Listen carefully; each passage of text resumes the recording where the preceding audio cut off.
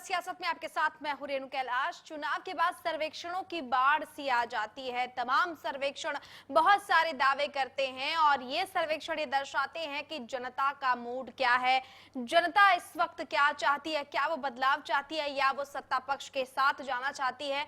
तो ऐसे ही सर्वेक्षणों पर सवाल ये खड़े होते हैं कि कितने सच होते हैं ये एग्जिट पोल और इस बार कितने सच होंगे एग्जिट पोल। दरअसल बता दें आपको कि हरियाणा विधानसभा चुनाव के बाद हर एग्जिट पोल का अपना अपना दावा है और कमोबेश होता भी ऐसा है। एग्जिट पोल की बाढ़ आ जाती है, सर्वेक्षणों की बाढ़ आ जाती है। इस बार भी कमोबेश ऐसा ही होता हुआ दिखाई दिया है। चाहे हम न्यूज 24 टुडे, चाणक्य या एबीपी नीलसन एग्जिट पोल की बात करें, इसमें बीजेपी को बहुमत दिखाया गया है।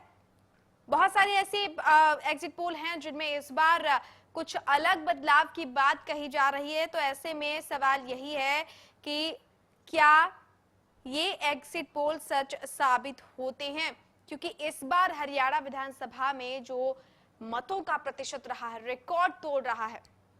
ये तमाम एग्जिट पोल हैं जो आपके सामने हैं जिनमें बीजेपी को बहुमत की बात की गई है। टाइम्स नाउ सी वोटर के एग्जिट पोल में बीजेपी बहुमत में 8 सीटों से पीछे है और इस वक्त हमारे साथ जुड़ रहे हैं वीरेंद्र चौहान, बीजेपी के प्रदेश प्रवक्ता। वीरेंद्र जी, बहुत स्वागत है आपका हरियाणा न्यूज में। जी धन्यवाद रेणु। देखिए, पहली चीज तो ये है कि एग्जिट पोल की बाढ़ तमाम चुनाव के बाद आ ही जाती है, लेकिन कम से कम आपके पास मुस्कुराने का मौका इसलिए भी है क्योंकि इस बार बीजेपी के लिए काफी अच्छी बात कही जा रही है। लेकिन क्या ये सवाल मेरा है, क्या ये एग्जिट पोल सच साबित होंगे? देखिए, एग्जिट पोल सच साबित होंगे या नहीं होंगे और किसकी सरकार बनने जा रही है, इसका निर्णय तो अंतिम रूप से जो मतदाता ने ईवीएम में बंद करके दिया हुआ है उसमें बहुत समय नहीं बचा, चंद घंटों की बात है और अंतिम परिणाम तो वही होगा। मतदाता का जो मैंडेट है ईवीएम मशीन में से जो निकल करके आएगा। परंतु हम लोग एक बात को लेकर पूरे आश्वस्त हैं कि हरियाणा की जनता ने दिल खोल करके पूरी मजबूती के साथ मतदान किया है और उस मतदान में से जो संकेत उभर करके सामने आए हैं, तमाम एग्जिट पोल्स भी उस तरफ इशारा करते हैं कि भारतीय जनता पार्टी अपने दम पर सरकार बनाने की तरफ अग्रसर है और कहीं हमको उसमें संदेह नहीं लगता। बिल्कुल। कृष्णमूर्ति हुड्डा हमारे साथ यहाँ पर जुड़े हैं। कृष्णमूर्ति जी, बहुत स्वागत है आपका। धन्यवाद। कृष्णमूर्ति जी, बीजेपी की तरफ से वीरेंद्र चौहान ये कह रहे हैं कि फैसला आने में कुछ ही घंटों की देरी है, लेकिन कमोबेश वो ये कह सकते हैं कि बीजेपी काफी अच्छी स्थिति में है।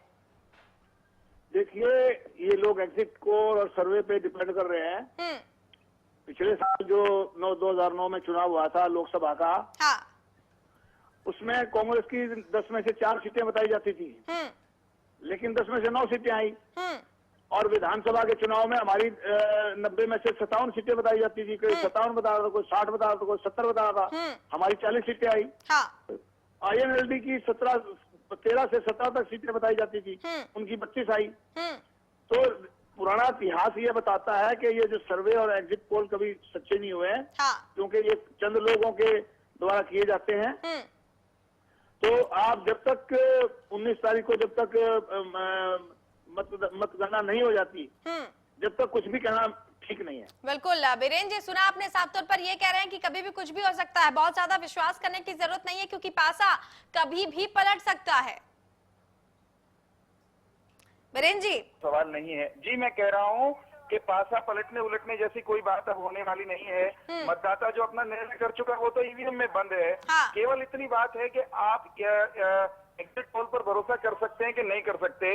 कांग्रेस का ये 2009 के एग्जिट पोल के परिणाम को लेकर के सारे एग्जिट पोल को गलत या इनएक्यूरेट करार दे रहे हैं। मुझे लगता है कि ये इनका कतई तार्किक नहीं है। अभी हाल के चुनाव होकर हटे हैं और अधिकांश सर्वेक्षणों ने जो बात कही थी वो सर्वेक्षण जो हैं वो सही साबित हुए लोकसभा के चुनावों में और भारतीय जनता पार्टी की सरकार बनने जा रही है। लोकसभा के चुनाव में अधिकांश सर्वेक्षणों में था। सीटें किसको कितनी आ रही है उसको लेकर के अंतर हो सकता है, परंतु एक बात पर सब लोग सहमत थे कि केंद्र में नरेंद्र मोदी की सरकार बन रही है और वो बात के भी वैसे ही आई और उससे बेहतर परिणाम हमारे पक्ष में मिले। हमको भी ये है कि जिस तरह के ईवीएम मशीन जो एग्जिट पोल्स में परिणाम बताए गए हैं, जो प्रेडिक्शंस दी गई हैं, उससे बेहतर परफॉर्मेंस भारतीय जनता पार्टी की रहने वाली है। और एग्जिट पोल्स को केवल इसलिए कि कुछ एक आध बार वो गलत ये उनको करने की आवश्यकता नहीं होती। कोई भी जो एग्जिट, ये देखिए एक बात मैं इसको इस रूप में समझाना चाहता हूँ कि जो प्री सर्वे से पहले का सर्वेक्षण, उस पर तो आप ये आरोप लगा सकते हैं, संदेह जता सकते हैं कि किसी ने वो पेड करा दिया होगा ताकि किसी एक दल को या दूसरे दल को लाभ मिल जाए। ये सब पर एक दूसरे पे आरोप लगा सकता है, ये हम पे लगा दें, हम इन पे लगा दें, या हम मिलकर किसी तीसरे पे लगा दें। परंतु जो एग्जिट होता है, एग्जिट पोल किसी को लाभ हानि नहीं होती। तो एग्जिट पोल करने वाली जो या एजेंसीज हैं, उनकी अपॉर्चुनिटी का भी सवाल होता है। बिल्कुल बीरेन जी, यहाँ पर रोकना चाहेंगे आपको। यहाँ इनेलो से निशांत सिंह जी भी हमारे साथ जुड़ गए। निशांत सिंह जी, बहुत स्वागत है आपका हरियाणा न्यूज में। धन्यवाद जी। निशांत सिंह जी, क्या आपने बीरेन चौहान जी की बात को सुना? पूरी तरह नहीं सुना, आप दोबारा। बीरेन चौहान जी, हम सवाल ये उठा रहे हैं कि कितने सच होंगे एग्जिट पोल, चूंकि बीजेपी काफी ज्यादा उत्साहित है, हालांकि अंतिम फैसला मतदाताओं को करना है, लेकिन बीरेन चौहान जी ये कह रहे हैं बीजेपी सरकार बनाने की तरफ अग्रसर है। आपकी प्रतिक्रिया? देखिए, मैं इस बात को मानूंगा जो 19 तारीख को रिजल्ट्स आएंगे। हाँ। और वो क्या कहते हैं, जो मतदाता का ओपिनियन है, मतदाता ने जो निर्णय किया है, उस बात को मानूंगा। मैं ना एग्जिट पोल को मानूंगा, ना ओपिनियन पोल को मानूंगा, ना बीजेपी किसी बात को मानूंगा। नहीं, लेकिन निशांत सिंह जी, हमने देखा है कि exit poll, opinion poll fail हुए हैं और वहां भी पक्षपात होता है, इसलिए हमारा उसमें विश्वास नहीं। लेकिन निशांत सिंह जी, कई बार ये एग्जिट पोल सच भी साबित हुए हैं। नहीं, होते होंगे, लेकिन हमने देखा कि हमें पिछले चुनाव में जब हमारी 32 सीटें आई तो 15 से कोई नहीं बढ़ रहा था। हाँ। एग्जिट पोल में भी नहीं बढ़ रहा था, ओपिनियन पोल में भी नहीं बढ़ रहा था, हमारी 32 सीटें आई। तो इसलिए मैं अपने तजर्बे के आधार पे कह सकता हूँ कि यहाँ बहुत ही या पक्षपात है या कोई मेरा ख्याल अनजानपन है, इसलिए हम विश्वास नहीं करते। हमारे साथ कृष्णमूर्ति हुड्डा जी भी जुड़े हुए हैं। कृष्णमूर्ति जी, कहीं ना कहीं ठीक है, एग्जिट पोल पर आप लोगों का ये कहना कि बहुत ज्यादा विश्वास नहीं किया जा सकता, हालांकि कई बार ये सच भी साबित होते हैं, लेकिन कहीं ना कहीं आप इस बात को मानते हैं कि ये जनता के मूड को जरूर दर्शाता है, क्योंकि इस बार हरियाणा में बंपर वोटिंग हुई है, पिछले 47 साल का रिकॉर्ड टूटा है और कमोबेश कहा यही जाता है कि जहां पर ज्यादा मतदान होता है, एंटी इनकम्बेंसी जो फैक्टर होता है वो बहुत ज्यादा हावी होता है। देखिए, ये कौन से एग्जिट पोल ने कहा है कि ये बम्पर पोलिंग हुई है, ये बीजेपी के हक में जाएगा? जी। एक टीवी चैनल ने सर्वे किया था कि सबसे लोकप्रिय मुख्यमंत्री कौन होगा। हाँ। तो भूपेंद्र सिंह हुड्डा को 53% लोगों ने कहा था कि भूपेंद्र सिंह हुड्डा सबसे लोकप्रिय चीफ मिनिस्टर होंगे। हाँ। हैं। तो ये इनका आप पहले ही अनुमान नहीं लगा सकते। निशांत सिंह जी ने बिल्कुल ठीक कहा है कि इनकी पार्टी को 17 से ऊपर कोई नहीं बता रहा था, इनकी 32 आई। हाँ। हमारी 57 से 70 सीटें बता रहे थे, हमारी 40 आई। हाँ। तो इनका यकीन कैसे किया जा सकता है? ये तो जब 19 को मतगणना होगी, उसमें जो भी रिजल्ट आएंगे उसके बाद ही कोई बात हो पाएगी। बीरेन जी भी हमारे साथ जुड़े हुए हैं। बीरेन जी, मेरा सवाल आपसे भी वही है कि क्या आपको ये नहीं लगता है कि ये जो सर्वेक्षण होते हैं, क्योंकि चूंकि ये सर्वेक्षण बातचीत के आधार पर आधारित होते हैं, राय जानने की कोशिश की जाती है, ये सर्वेक्षण कहीं ना कहीं अंतिम फैसला नहीं माना जा सकता, लेकिन बदलाव जनता का मूड क्या है उसको भापा जा सकता है? देखिए, मैंने पहले भी आपको कहा कि सर्वेक्षण अंतिम नहीं हो सकते, ये तो तय है। हाँ। ये जितने भी सर्वेक्षण है, एग्जिट पोल की अब आज हम खास तौर पे बात करते हैं, एग्जिट पोल जो होते हैं वो उसको करने की एक वैज्ञानिक पद्धति है, उसके आधार पर होते हैं। लेकिन वैज्ञानिक पद्धति से किए हुए सर्वेक्षण भी गलत हो सकते हैं, इस बात से भी हम इनकार नहीं करते। लेकिन ये सच कि जो एग्जिट पोल है वो एक निष्पक्ष तौर पर जनता के मूड का एक चित्र खींचते हैं, उसको अभी कांग्रेस के हमारे मित्र स्वीकार करने के मूड में नहीं है। कोई बात नहीं, चंद घंटों है। एक कांग्रेस प्रवक्ता एक बात कह रहे थे, नहीं, लेकिन बीरेन जी, लोकसभा में जो जीत हासिल हुई बीजेपी को, उसके बाद कई सारे उपचुनाव हुए, उसमें बीजेपी को हार का स्वाद चखना पड़ा है, आप ये बात ना भूलें। आप सुन तो नहीं रहे ना मेरी बात? अब देखिए, मैं ये कह रहा हूँ, उपचुनाव पर की हार या जीत का विश्लेषण अलग होता है और सर्वेक्षण है वो अलग बिल्कुल विषय है। दोनों चीजों को आप मिक्स नहीं कर सकते हैं। अभी कांग्रेस प्रवक्ता ये कह रहे थे कि भूपेंद्र सिंह हुड्डा सबसे लोकप्रिय मुख्यमंत्री के रूप में सर्वेक्षणों में आए हैं।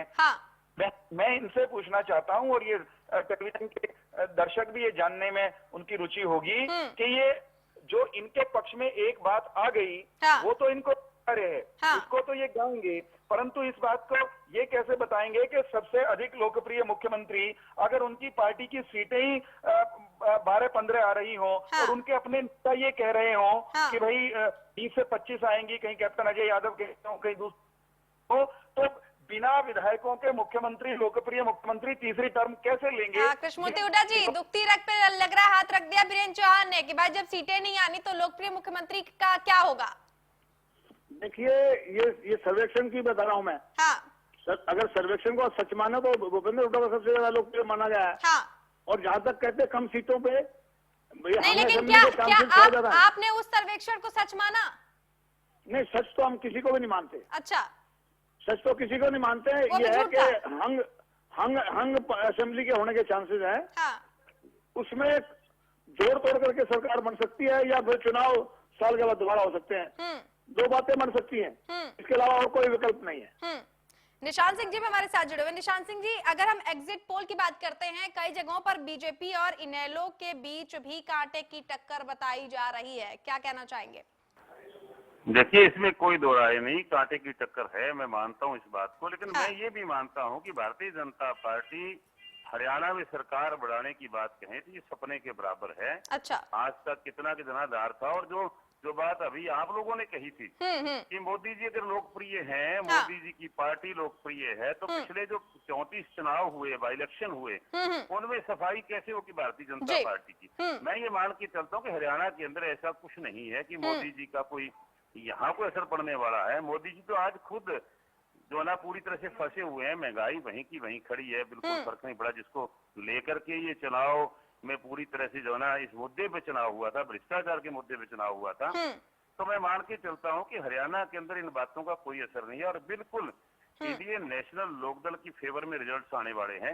और हमेशा हम देखते रहे, एग्जिट पोल हो या ओपिनियन पोल हो, पूरी तरह से खरे नहीं उतरे, इसलिए हम इसमें विश्वास नहीं रखते। बिल्कुल। निशान सिंह जी, आप लाइन पर बने रहिए। कृष्णमूर्ति हुड्डा जी, आप भी लाइन पर बने रहिए। बीरेन्द्र चौहान जी, आप भी लाइन पर बने रहिए। तीनों खास मेहमान हमारे साथ जुड़े रहेंगे, लेकिन वक्त यहाँ पर एक छोटे से ब्रेक का है, बहुत जल्द लौट रहे हैं।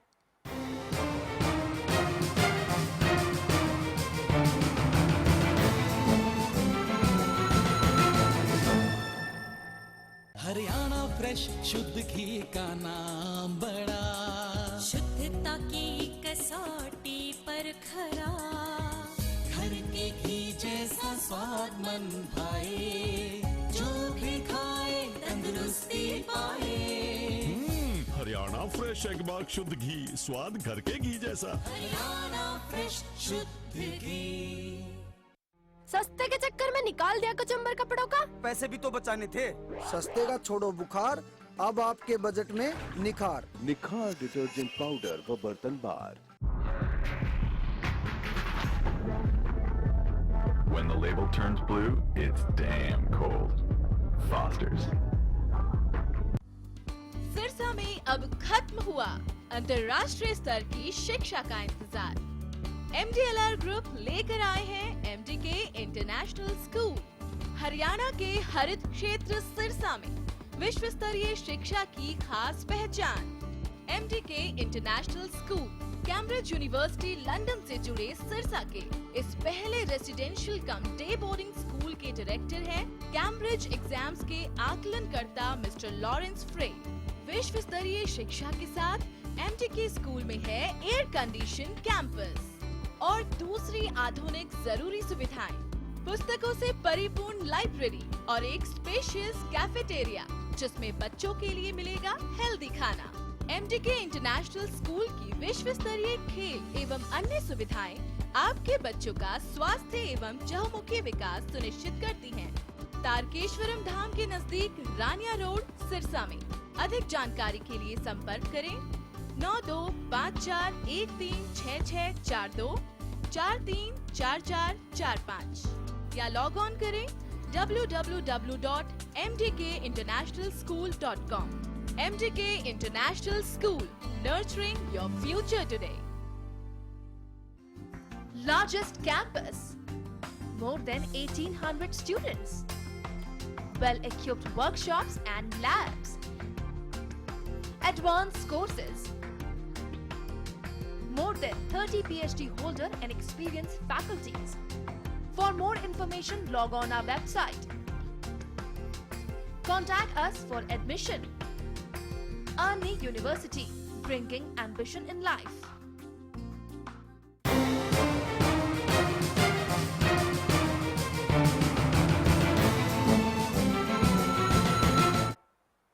और ब्रेक के बाद एक बार फिर से आपका स्वागत है। सियासत में आज हम बात कर रहे हैं एग्जिट पोल्स की, और सवाल ये भी है कि कितना सच होंगे ये एग्जिट पोल। हमारे साथ खास मेहमान भी जुड़े हुए हैं। हमारे साथ बीरेंद्र चौहान, बीजेपी प्रदेश प्रवक्ता, जुड़े हुए हैं। बीरेंद्र जी, मेरा सवाल आपसे ये है, जैसा कि मैंने निशान सिंह जी से भी ये पूछा कि कांटे की टक्कर मानी जा रही है इनेलो और बीजेपी के बीच, आपके लिए क्या अहम, क्या वाकई इनेलो ही सामने खड़ी थी इस चुनाव में? देखिए, मैं पहले निशान सिंह जी ने 2-3 बातें कही, उनका उत्तर देना चाहूंगा। निशान सिंह जी ने कहा कि नरेंद्र मोदी फंसे हुए हैं महंगाई के सवाल पर, भ्रष्टाचार के सवाल पर चुनाव था। निसंदेह महंगाई और भ्रष्टाचार के सवाल पर ये चुनाव रहा होगा, और आप लोगों ने बहुत सारी बातें कही होंगी लोगों के बीच में जाके, जिसमें लोगों को गुमराह करने के बहुत सारे प्रयास हुए कि नरेंद्र मोदी जी के आने के बाद महंगाई बढ़ी है। आंकड़े जो हैं, स्टेटिस्टिक्स वो हैं, वो बड़े साफ साफ कहते हैं कि महंगाई की दर वो देश में कम हुई है। कहीं पेट्रोल सस्ता हो रहा है, कहीं डीजल सस्ता होने की तैयारी है। बहुत सारे बेहतरीन काम पिछले 4-5 महीने में हुए हैं हमारी सरकार बनने के बाद। उनके कारण देश में, प्रदेश में नरेंद्र मोदी जी की लोकप्रियता बढ़ी है। उससे हमारे जो विरोधी हैं वो चिंतित हैं। तो नरेंद्र मोदी कहीं फंसे नहीं हुए, फंसे हुए उनके विरोधी, वो चाहे देश के बाहर हो या देश के भीतर। दूसरी बात, जहां तक इनेलो का सवाल है, मुझे भी ये लगता है, जितने सर्वेक्षणों के रुझान है कि हमारा कहीं जमीन पर टकराव है, सीधे सीधे जो 2-2 हाथ हुए हैं, वो अधिक स्थानों पर इंडियन नेशनल लोकदल से मुकाबला रहा है। और जो कृष्णमूर्ति हुड्डा जी की जो कांग्रेस पार्टी है, उसको तीसरे स्थान पर संतोष करना पड़ेगा। ये मैं कह रहा, तमाम सर्वेक्षण हैं, जनता का मूड कह रहा है। दूसरे नंबर पर इंडियन नेशनल लोकदल रहेगी, और तक ये कह सकते हैं कि हम नंबर 1 आएंगे, जैसे हम भी कह रहे हैं, इनको अधिकार है। परंतु जनता का मूड, उसके आधार पर मैं ये दावा कर सकता हूँ, सर्वेक्षणों को भी आप छोड़ दें, लोगों ने परिवर्तन के लिए वोट दिया है।